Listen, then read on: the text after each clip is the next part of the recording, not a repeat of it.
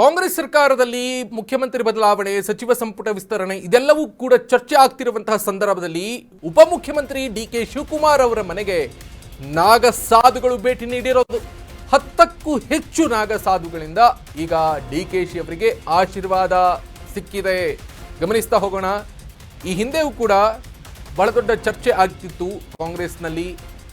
ಅಂದರೆ ಮುಖ್ಯಮಂತ್ರಿ ಬದಲಾವಣೆ ಆಗುತ್ತೆ, ಇವೆಲ್ಲವೂ ಕೂಡ ಚರ್ಚೆ ಆಗ್ತಿರುವಂತಹ ಸಂದರ್ಭದಲ್ಲಿ ಒಂದು 2-3 ಜನ ನಾಗಸಾಧುಗಳು ಬಂದು ಅವರಿಗೆ ಆಶೀರ್ವಾದವನ್ನು ಮಾಡಿ ಹೋಗಿದ್ರು. ಈಗ ಅವರ ಮನೆಗೆ ಸುಮಾರು 10ಕ್ಕೂ ಹೆಚ್ಚು ನಾಗಸಾಧುಗಳು ಬಂದು ಆಶೀರ್ವಾದವನ್ನು ಮಾಡಿದ್ದಾರೆ. ಉತ್ತರ ಪ್ರದೇಶ, ಉತ್ತರಾಖಂಡ್ನಿಂದ ಬಂದಿದ್ದಾರೆ ನಾಗಸಾಧುಗಳು ಅನ್ನುವಂಥ ಮಾಹಿತಿ ದೃಶ್ಯದಲ್ಲಿ ಗಮನಿಸ್ತಾ ಇದ್ದೀರಿ ನೀವು.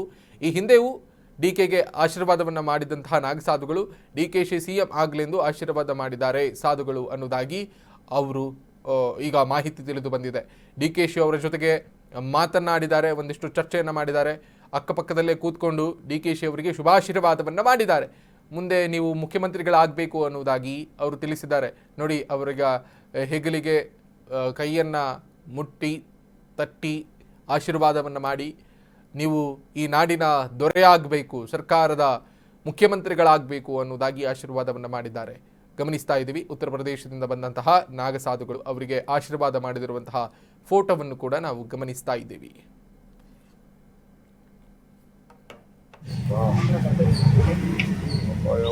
ಏನೋ ಉಳಿಕೊಂಡು ಬಂದು ಆಶೀರ್ವಾದ ಮಾಡ್ತಾರೆ. ನಾವು ಆಶೀರ್ವಾದ ಮಾಡಕ್ ಬಂದು ನಾವು ಮನೆಯಿಂದ ತರಳಕ್ ಆಗ್ತದ. ಈಗ ನೀವು ಬಂದಿದ್ದೀರಿ, ನೀವು ಮಾತಾಡಕ್ ನಮ್ಗೆ ಇಷ್ಟ ಇಲ್ಲ, ಆದ್ರೂ ಏನ್ ಮಾಡ್ತೀರಿ, ನಿಮ್ ನಾ ಬಿಡಂಗಿಲ್ಲ, ನೀವು ಸೊ ಹಂಗೆ ಈ ಸಾಧು ಸಂತರು, ಹಿರಿಯರು, ಜನ ರಾಜಕೀಯದಲ್ಲಿ ಇದ್ದೀವಿ, ಎಲ್ಲಾ ತರದ ಜನನು ನಮ್ಗೆ ಬೇಕು. ಈಗ ಮುಜರಾ ಇಲಾಖೆ ನಡೆಸಲ್ವ ನಾವು, ಧಾರ್ಮಿಕ ದತ್ತಿ ಇಲಾಖೆ, ಮುಜರಾ ಇಲಾಖೆ, ವಕ್ಫು, ಚರ್ಚ್ಗಳು ಎಲ್ಲದಕ್ಕೂ ನಾವು ಸಹಾಯ ಮಾಡ್ತಾ ಇದ್ದೀವಿ. ಅವ್ರವ್ರ ಧರ್ಮ ಅವ್ರವ್ರು ಕಾಪಾಡ್ತಾ ಇದ್ದಾರೆ. ಜೈನ್ ಮುನಿಗಳಿದ್ದಾರೆ, ಅವ್ರದ್ದೊಂದು ವೇಷಭೂಷ, ಸಾಧು ನಾಗಸಾಧುಗಳು ಒಂಥರ, ಬೇರೆ ಸ್ವಾಮಿಗಳು ಒಂಥರ, ರಾಜಕಾರಣಿಗಳು ಒಂಥರ, ಕಾಕಿದೊಂಥರ, ಕಾವಿದೊಂಥರ, ಖಾದಿದೊಂಥರ, ಎಲ್ಲರದ್ದು ಅವ್ರವ್ರ ಡ್ಯೂಟಿ, ಅವ್ರವ್ರಿಗೆ ಏನೇನು ಸಮಾಜ ಕೊಟ್ಟಿದೆ ಆ ಕೆಲಸ. ಅಧಿವೇಶನ ಮುಗಿದ ಬೆನ್ನಲ್ಲೇ ಡಿಕೆ ಶಿವಕುಮಾರ್ ಬಹಳ ಆಕ್ಟಿವ್ ಆಗಿದ್ದಾರೆ. ಕಾಂಗ್ರೆಸ್ನಲ್ಲಿ ಪಟ್ಟಕ್ಕಾಗಿ ಮುಂದುವರಿದಿದ್ದೆ ಫೈಟ್ ಅನ್ನುವಂತಹ ಮಾಹಿತಿ ಈಗ ಬರ್ತಾ ಇರೋದು. ಬೆಳಗಾವಿಯ ಚಳಿಗಾಲದ ಅಧಿವೇಶನ ಮುಗಿತಾ ಇದ್ದ ಹಾಗೆ ಡಿಕೆ ಮತ್ತೆ ಫುಲ್ ಆಕ್ಟಿವ್ ಆಗಿದ್ದಾರೆ ಅನ್ನುವಂಥ ಮಾಹಿತಿ. ನೋಡಿ, ಇಬ್ಬರು ನಾಯಕರು ಕೂಡ ತಮ್ಮ ಪ್ರಭಾವಳಿಯನ್ನ ಹೆಚ್ಚಿಸಿಕೊಳ್ಳುವುದಕ್ಕೆ ಬಹಳ ದೊಡ್ಡ ಮಟ್ಟದಲ್ಲಿ ಆಕ್ಟಿವ್ ಆಗಿದ್ರು. ಸಿದ್ದರಾಮಯ್ಯನವರಿರಲಿ, ಡಿಕೆ ಶಿವಕುಮಾರ್ ಇರಲಿ, ಮತ್ತೆ ದೆಹಲಿಗೆ ಭೇಟಿ ಬಗ್ಗೆ ಡಿಸಿಎಂ ಡಿಕೆ ಶಿವಕುಮಾರ್ ಸೂಚನೆಯನ್ನ ನೀಡಿದ್ದಾರೆ. ಸೂಕ್ತ ಸಮಯದಲ್ಲಿ ಹೈಕಮಾಂಡ್ ಕರೆ ಬರುತ್ತೆ, ಆಗ ನಾನು ಸಿಎಂ ದೆಹಲಿಗೂ ಹೋಗ್ತೀವಿ. ಹೈಕಮಾಂಡ್ ಒಂದು ನಿರ್ಧಾರ ಮಾಡುತ್ತೆ, ಅದಕ್ಕೊಂದು ಮುಹೂರ್ತ ಬೇಕು. ಆ ಸೂಕ್ತವಾದಂಥ ಸಮಯದಲ್ಲಿ ಅವ್ರು ನಮ್ಗೆ ಕರೆ ಮಾಡ್ತಾರೆ, ನಾವು ಆಗ ಹೋಗ್ತೀವಿ. ಹೈಕಮಾಂಡ್ಗೆ ಕರೆಗಾಗಿ ನಾವು ಕಾಯ್ತಾ ಇದ್ದೀವಿ. ಬೆಂಗಳೂರಿನಲ್ಲಿ ಡಿಸಿಎಂ ಡಿಕೆ ಶಿವಕುಮಾರ್ ಈ ರೀತಿಯಾಗಿ ಹೇಳಿಕೆಯನ್ನು ನೀಡಿರೋದು. ಬ್ರೇಕ್ಫಾಸ್ಟ್ ಮೀಟಿಂಗು ಅದು ಇದು ಎಲ್ಲವೂ ಕೂಡ ದೊಡ್ಡ ಮಟ್ಟದಲ್ಲಿ ಚರ್ಚೆ ಆಯಿತು. ಇಬ್ಬರ ನಡುವೆ ಒಂದು ಕದನ ವಿರಾಮ ಆಗಿತ್ತು ಅನ್ನೋದಾಗಿ, ಒಪ್ಪಂದ ಆಗಿತ್ತು ಅನ್ನೋದಾಗಿತ್ತು. ಆದರೆ ಕದನ ವಿರಾಮ ಈಗ ಉಲ್ಲಂಘಿಸಿರುವ ಹಾಗೆ ಕಾಣಿಸ್ತಾ ಇದೆ ಉಭಯ ನಾಯಕರೆಲ್ಲರೂ ಕೂಡ. ಸೊ ಗಮನಿಸ್ತಾ ಬೇಕು, ಇಬ್ಬರು ಬಣದಲ್ಲಿರುವಂತಹ ನಾಯಕರು ಪದೇ ಪದೇ ಹೇಳಿಕೆಗಳನ್ನು ನೀಡ್ತಾ ಇದ್ರು. ಬೆಳಗಾವಿಯಲ್ಲೂ ಕೂಡ ಡಿನ್ನರ್ ಪಾಲಿಟಿಕ್ಸ್ ಜೋರಾಗಿ ನಡೀತು. ಅದಾದ ಬಳಿಕ ಈಗ ಅಧಿವೇಶನ ಮುಗಿತಾ ಇರುವಂತಹ ಹೊತ್ತಲ್ಲೇ ಡಿಕೆ ಶಿವಕುಮಾರ್ ಫುಲ್ ಆಕ್ಟಿವ್ ಆಗಿದ್ದಾರೆ. ಮಾಧ್ಯಮಗಳಿಗೆ ಸ್ಪಂದಿಸ್ತಾ ಮಾತನಾಡ್ತಾ ಅವ್ರು ಹೇಳಿದ್ರು, ಹೈಕಮಾಂಡ್ ಕರೆಗಾಗಿ ಕಾಯ್ತಾ ಇದ್ದೀವಿ. ಹೈಕಮಾಂಡ್ ಯಾವಾಗ ಕರೆ ಮಾಡುತ್ತೋ ಅಥವಾ ಬುಲಾವು ಕೊಡುತ್ತೋ ಆಗ ದೆಹಲಿಗೆ ನಾನು ಮತ್ತು ಮುಖ್ಯಮಂತ್ರಿಗಳಾಗಿರುವಂಥ ಸಿದ್ದರಾಮಯ್ಯನವ್ರ ಜೊತೆಗೆ ಹೋಗ್ತೀವಿ. ಏನು ಮಾತಾಡಿಸ್ತಾರೆ ಅನ್ನೋದನ್ನು ಕಾದು ನೋಡಬೇಕು ಅನ್ನುವ ಅರ್ಥದಲ್ಲಿ ಡಿಸಿಎಂ ಡಿಕೆ ಶಿವಕುಮಾರ್ ಹೇಳಿದ್ದಾರೆ.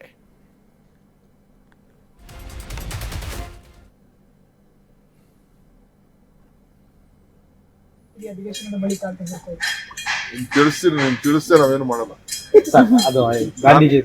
ನಾನಂತೂ ಕದ್ದು ಹೋಗಲ್ಲ.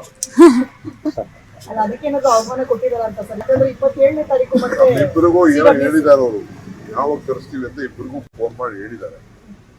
ಹೋಗ್ತೀವಿ, ಇಬ್ರು ಹೋಗ್ತೀವಿ. ಇಬ್ರು ಹೋಗ್ದಿರಕ್ಕಾಗ್ತದ? ತಿಳಿಸ್ತೇ ನಾವೇನು ಮಾಡಲ್ಲ. ನಾನಂತೂ ಕದ್ದು ಹೋಗಲ್ಲ.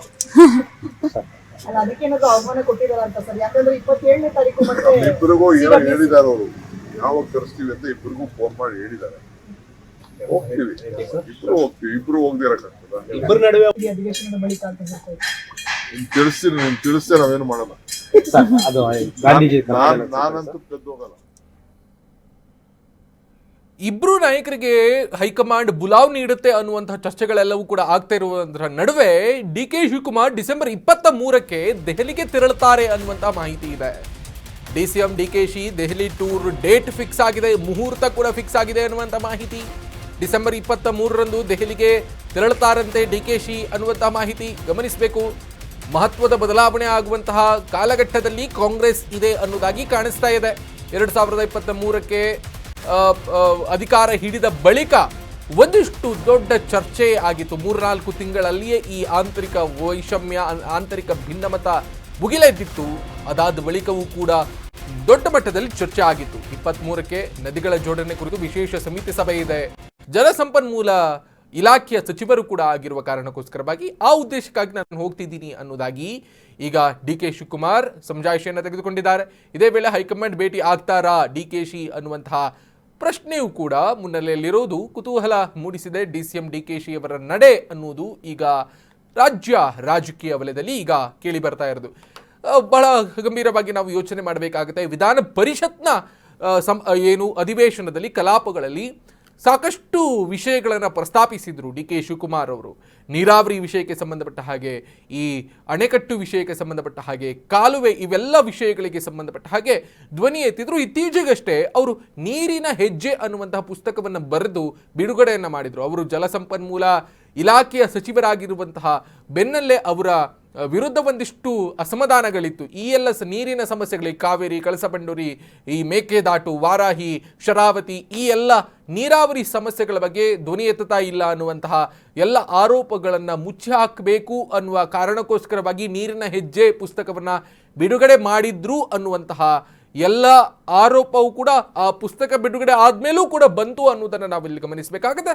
ಆದರೆ ಅವರು ಹೈಕಮಾಂಡ್ ಮಟ್ಟದಲ್ಲಿ ಯಾವ್ಯಾವ ಅಧಿಕಾರಿಗಳನ್ನ, ಯಾವ್ಯಾವ ಇಲಾಖೆ ಸಚಿವರನ್ನ, ಕೇಂದ್ರದ ಸಚಿವರನ್ನ ಭೇಟಿ ಆಗಬೇಕು ಅದನ್ನೆಲ್ಲವನ್ನ ಮಾಡಿದ್ರು. ಮತ್ತೆ ಪ್ರಸ್ತಾಪವನ್ನ ಸಲ್ಲಿಸೋದು, ಮನವಿಯನ್ನು ಸಲ್ಲಿಸೋದು, ಅಲ್ಲಿಂದ ಇಲ್ಲಿಗೆ ಅನುದಾನವನ್ನು ತರುವುದು, ಎಲ್ಲವನ್ನು ಕೂಡ ಒಂದು ಹಂತಕ್ಕೆ ಪ್ರಾಥಮಿಕವಾದಂತಹ ಪ್ರಯತ್ನವನ್ನ ಡಿ ಕೆ ಶಿವಕುಮಾರ್ ಮಾಡ್ತಾ ಇದ್ದಾರೆ. ಈಗ ದೆಹಲಿಗೆ ಹೋಗ್ತಾ ಇರೋದು ನಾನು ಜಲಸಂಪನ್ಮೂಲ ವಿಷಯಕ್ಕೆ ಸಂಬಂಧಪಟ್ಟ ಹಾಗೆ, ಇಲಾಖೆಗೆ ಸಂಬಂಧಪಟ್ಟ ಹಾಗೆ ಅನ್ನೋದಾಗಿ ಮಾಧ್ಯಮಗಳ ವರದಿಗಾರರು ಕೇಳಿರುವಂತಹ ಪ್ರಶ್ನೆಗೆ ಉತ್ತರಿಸಿದ್ದಾರೆ.